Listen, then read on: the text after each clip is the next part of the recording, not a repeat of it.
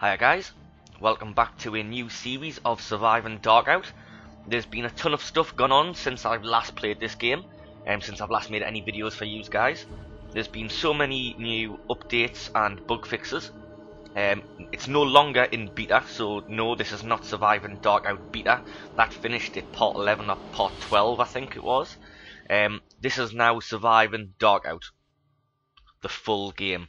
It's been fully released. It's not in beta no more, like I've just said. It's available on other websites as well as Terraria. It's available on GOG.com and quite a few other websites now as well, actually. If you do like the look of it and you haven't done yet, do make sure you find it on Steam Greenlight and give it the big thumbs up so it'll be available on Steam as well. Really, the only thing that you have left to add into the game, apart from your odd bug fix and everything, is the multiplayer support. There is going to be a few other things, probably like a few more items to craft, a few new monsters and stuff like that. Maybe the way the monsters spawn will be tweaked and all that kind of stuff. As well as the fact that obviously still at the moment, when you die, there's no penalty really. You just start back off either where you spawned or where your bed is. But anyway, that's enough talking, guys. I'm sure you're all dying to see what the newest version looks like. So we're going to start by clicking on character. And I'm just going to remove any old characters that I have, just to make things easier and less confusing. We will then create our new character and select them. I'm then going to remove my old world, again just to stop confusion, and create a new one.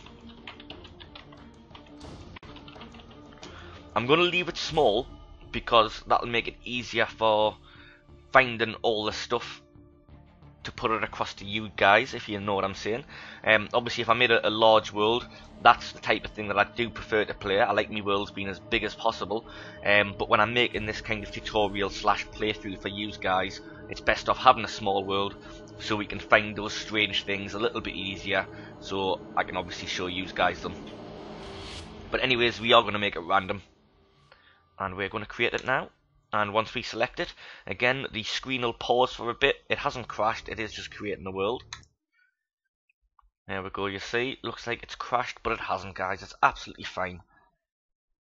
It's very cold outside at the moment as well, so if you do hear us slurping on, I do apologise, but I am just having a drink of tea. Lovely. And here we are, you can see, oh shit, getting attacked straight away. Get out, get out. In the world already, looking absolutely beautiful, as we're used to. But obviously, as you can see, backgrounds are much better. And unlike my first series, the background is working straight away, which is great. I'm sure that's confused quite a few people who have just heard of Darkout in the past few days, and have been to see my playthrough or tutorial, and thought, it doesn't actually look as good as what I thought because the background's all blue. Well, it's not really, that was just a bug. This is how it really looks, guys. Bloody beautiful. But anyways, you can see our crash ship here.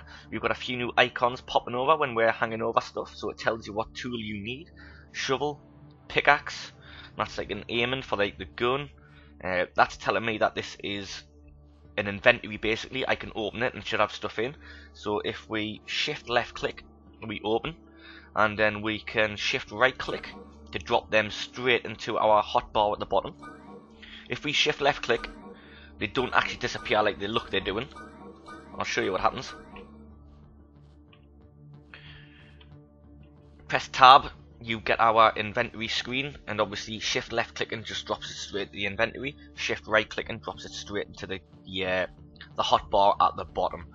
I do prefer to have all my starter stuff on us straight away,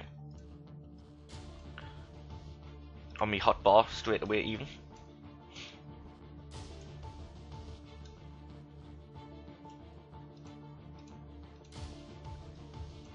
Two seconds while I sort this out, guys.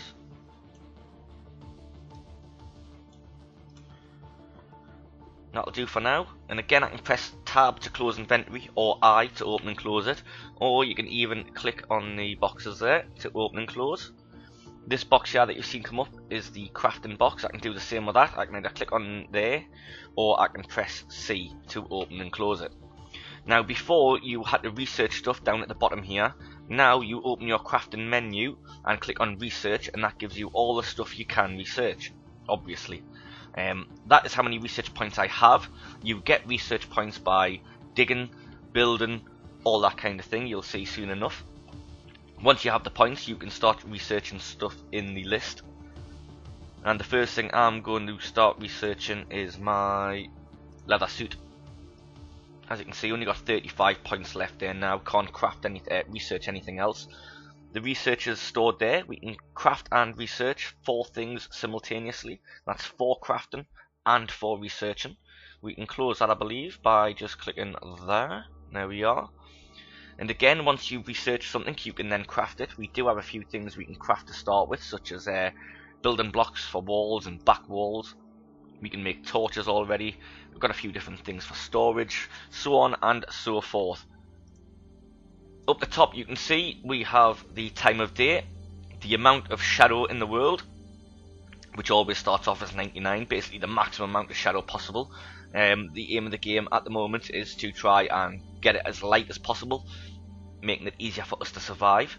Any monster we come across basically is in shadow form to start off with, and we need to light those bad boys up to get them solid so that we can deal full damage to them with our weapons. Now we do have this gun here. Now this takes down bad guys pretty easily, but there's only 25 bullets and they do not last very long, and you have to do a lot of work before you can get to a point where you can craft your own bullets and stuff. But anyways, I'm sure we'll find out a lot of this stuff as we go on. For now, the first major thing we really want to do is to take apart this crashed ship. It will give us some resources. But before I do that, I'm quickly going to explain this all to you here. I mean, I can click on the whatever cell that I want, and then, I'll show you what you even, click on there.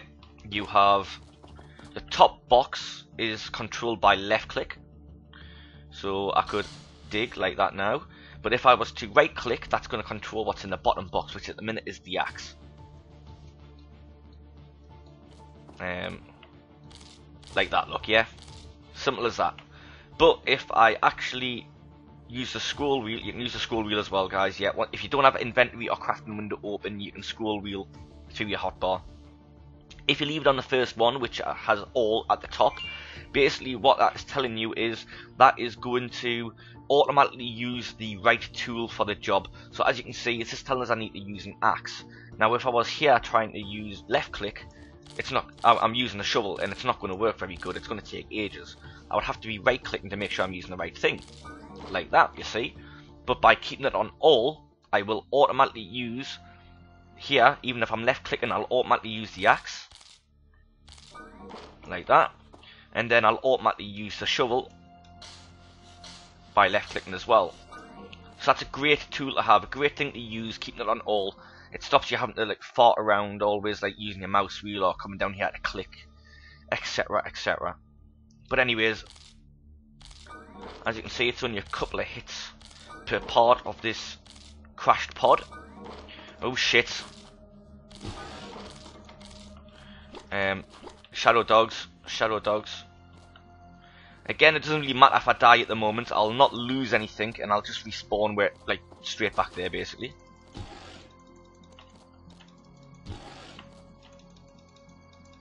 Okay, I'm not actually hitting it.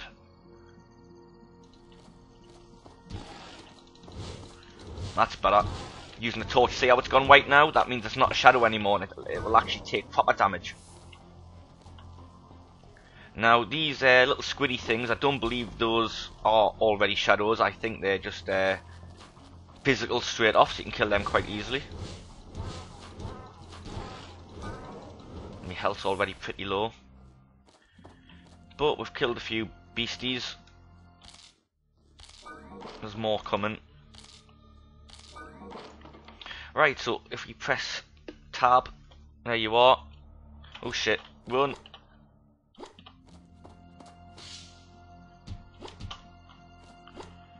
Yeah, the enemies at the minute are very, very unforgiving, as you can see, dead.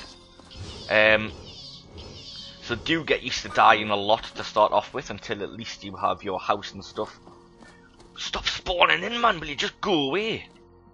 I'm trying to talk to people here. Get some flares down. Whoa, that went far. I like that. You throw when you're running, it goes a lot further. Well, hopefully that's going to stop them from spawning in just as much. We'll see though, we'll see. But yeah, like I was trying to say, press tab, open the inventory. We've got some leather, glass, dirt. Obviously we picked that dirt up from digging there. We've got 10 buckets of tar and 50 scrap metals, as well as 4 shadow essence. Now you get shadow essence for killing enemies. You can also pick up some kind of like, I don't know, some kind of Ghostbusters plasma kind of stuff. Watch, I'll show you. There you are. These horrible looking little spider things. As you can see, health going down very quickly. We don't have any additional armor we can wear yet. We're, as you can tell, right at the start of the game.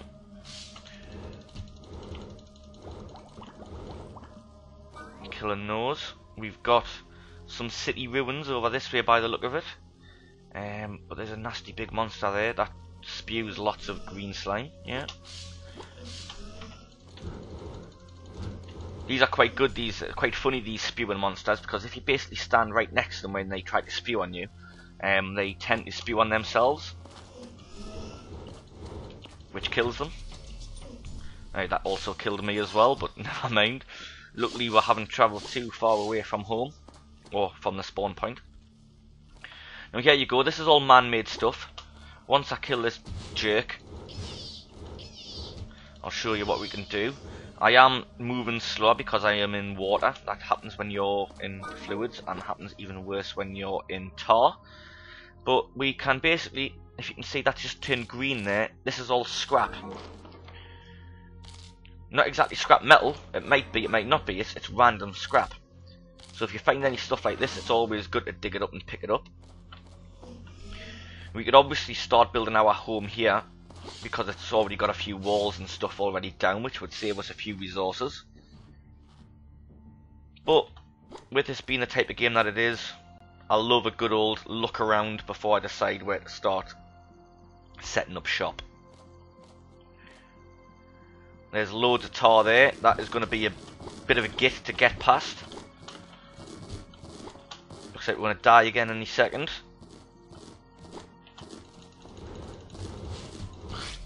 Yep, there we are. But I like the look of this this hill here at the top. Where the hell? Die. Still getting hit by something, am I? There you are, you little spider. Right. So I think what I'm going to do first off is I'm going to clear some of these trees away. We're going to need a lot of wood. So again, we're just going back down to all. Just holding the left click in. Sometimes you'll accidentally chop down some plants instead, but that's not a problem. You do need flowers as well for crafting things, certain things. We've got these monsters hiding behind the trees as well, makes it hard to see.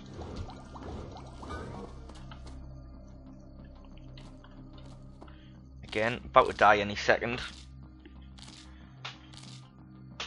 I can't wait really until they've tweaked it a bit, so it's harder to die at the start, you know, like maybe, I don't know, time doesn't run as fast and monsters only spawn in at night. A bit like the film Pitch Black type of thing, you know, those bad guys only came out at night in the dark. Either that or something along those lines, you know. Maybe they only actually start spawning like X amount of meters away from where you first spawn in, or anything like that.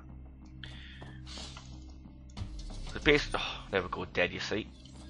How I'd like it is, I don't know, it breaks the immersion, I think, dying so often and so easily.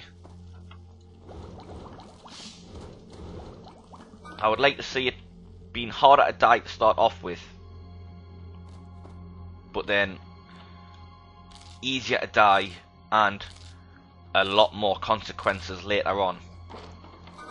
So, you know, once you actually have managed to craft a few things, get your house down, build a few storage chests or whatever, I think at that point, really, if you die, you should more or less be losing everything you had on you, Minecraft style. So if you're down the bottom of a deep mine and you get popped off by an enemy, all your stuff's just going to basically drop onto the floor. Yes, you will respawn back at your bed or wherever, but you know, I mean, as long as you're good enough to go back down or go back to where you died, then you should be able to pick up all your stuff again. But at the minute, you just keep it on you anyways, and wherever you respawn, you've got all your stuff back on